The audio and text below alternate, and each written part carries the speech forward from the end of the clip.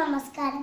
Hiroshima Nagasaki ദിനങ്ങളുടെ പ്രാധാന്യത്തെക്കുറിച്ചാണ് ഞാൻ ഇന്നിവിടെ സംസാരിക്കുന്നത്. ജപ്പാനിലെ ഹിരോഷിമയും നാഗസാക്കിയും എന്താണ് ആ സ്ഥലങ്ങളുടെ പ്രത്യേകത? രണ്ടാം ലോക മഹായുദ്ധത്തിന്റെ ഭാഗമായി അമേരിക്ക ആറ്റം ബോംബ് വർഷിച്ച രണ്ട് സ്ഥലങ്ങളാണ് ഹിരോഷിമയും നാഗസാക്കിയും.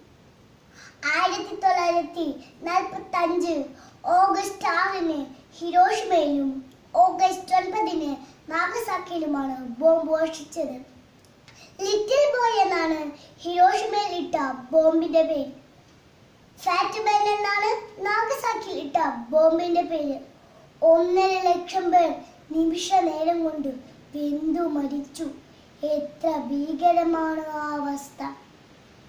ആറ്റം ബോംബ് വർഷിച്ചതിന്റെ ഫലമായി വർഷങ്ങൾക്ക് ശേഷവും ദുരിതം അനുഭവിക്കുകയാണ് ജപ്പാനിലെ ജനങ്ങൾ. സമാധാനത്തിന്റെ പ്രതീകമായ കടലാസുകൊക്കുകളെ ഉണ്ടാക്കിക്കൊണ്ട് നമുക്കും വിളിച്ചു പറയാം, ഇനി ഈ യുദ്ധം വേണ്ടേ വേണ്ട എന്ന്. നന്ദി, നമസ്കാരം.